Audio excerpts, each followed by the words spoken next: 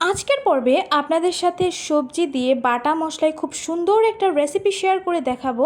এই গরমে এই রেসিপিটা হলে কিন্তু একদম খাবার প্লেটে জমে যাবে। Hey everyone, welcome back to my new another cooking video.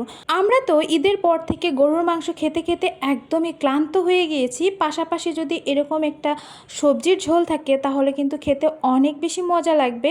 আর আমার বাসার এটা একটা সিগনেচার আইটেম, তাই ভাবলাম কেননা আপনাদের সাথেও শেয়ার করে দেই। তো কথা না বাড়িয়ে মূল ভিডিওতে চলে যায়। প্রথমত আমি এখানে আলু নিয়েছি আর ঢেঁড়স নিয়েছি।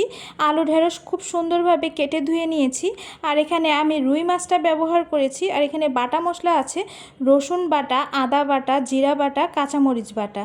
তো সব কিছু আমি সাইড করে রেখে এখানে 4 পিস রুই মাছ নিয়েছি। আপনারা চাইলে কাতল মাছ নিতে পারেন, যে কোনো মাছ নিতে পারেন। তো এটা এখন হলুদ, মরিচ আর লবণ দিয়ে ম্যারিনেশন করে খুব সুন্দরভাবে ভেজে নেব। আমরা যেহেতু মাছ ভাজাটা খেতে পছন্দ করি, মানে ভেজে তরকারিতে রান্না করাটা বেশি পছন্দ করি, যার কারণে আমি একটু হালকা করে ভেজে নেব। আপনারা চাইলে একটু গাঢ় করে ভাজতে পারেন বা হালকা, বা আপনারা নাও ভাজতে পারেন। তো আমি খুব সুন্দরভাবে এখন মাছগুলো ভেজে নেব। আমার কাছে মনে হয়েছে এই গরমে এরকম ঝোল ঝোল তরকারি দিয়ে খুব সুন্দরভাবে খাওয়া যাবে।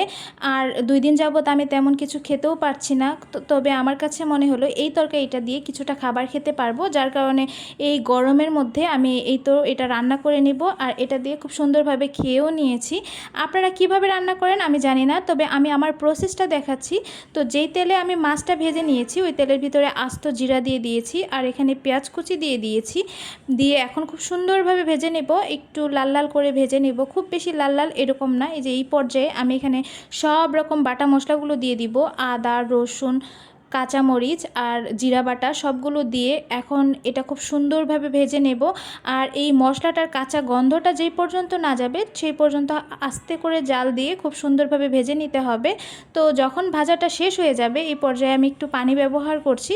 এখন গুঁড়ো মশলাগুলো ব্যবহার করব। এখানে দিয়ে দিচ্ছি হলুদের গুঁড়া, মরিচের গুঁড়া, ধনিয়ার গুঁড়া আর অল্প পরিমাণ একটু মাছের মশলা দিয়েছি, আর পাশাপাশি দিয়েছি পরিমাণ মতো লবণ।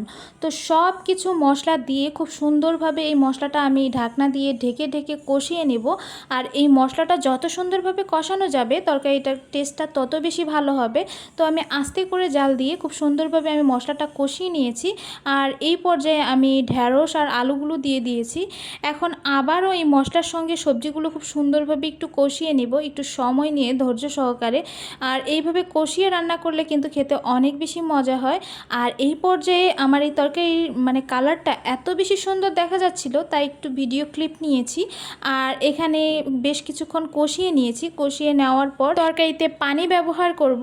আর পানিটা আপনি কি পরিমাণ ঝোল খাবেন সেই পরিমাণে দিয়ে দিবেন। যেমন আপনি যদি ঝোলের পরিমাণ একটু বেশি রাখেন তো পরিমাণে একটু বেশি দিবেন। আর অবশ্যই গরম পানিটা ব্যবহার করবেন। আমার কাছে মনে হয় সব রকম তরকারিতে আপনি যদি গরম পানিটা ব্যবহার করেন তরকারির টেস্টটা অনেক বেশি ভালো আসে। তো এই পর্যায়ে তো আমি গরম পানি দিয়ে দিয়েছি। দিয়ে দেওয়ার পর বেশ কিছুক্ষণ পর আমি রান্না করে নিয়েছি। আর এখানে দিয়ে দিয়েছি সেই ভাজা রুই মাছগুলো দিয়ে এখন আমি আবারও বেশ কিছুক্ষণ রান্না করে নিব। আমি যেহেতু একটু ঝোল ঝোল তরকারি খাবো, একটু ঝোলের পরিমাণটা বাড়িয়ে দিয়েছি। আপনারা চাইলে কম বেশি দিয়ে দিতে পারেন।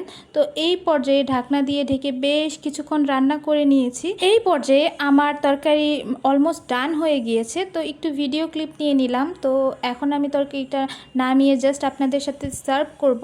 ঢেঁড়স তো আমার অনেক বেশি পছন্দের একটা সবজি। আপনারা কে কে পছন্দ করেন অবশ্যই কমেন্ট করে যাবেন। আর এরকম তরকারি যদি হয়ে যায় অনেক দিন গরুর মাংস খাওয়ার পর, তাহলে তো আর কোনো কথাই নেই। আপনারা অনেকেই হয়তো এর থেকে অনেক ভালো করে রান্না করতে পারেন। আর যারা যারা পান না, মানে নতুন রাঁধুনি আছেন, তারা কিন্তু এই রেসিপিটা ফলো করে একবার রান্না করে দেখতে পারেন। একদম বাটা মশলায় এই তরকারিটা রান্না করা, আর খেতেও কিন্তু খুবই দুর্দান্ত হয়। তো আমার এই ছোট্ট কুকিং ভিডিওটা আপনাদের কাছে কেমন লাগলো অবশ্যই কিন্তু কমেন্ট বক্সে জানাতে ভুলবেন না। আজকের ভিডিওটা এই পর্যন্তই। Thanks for watching. Bye bye.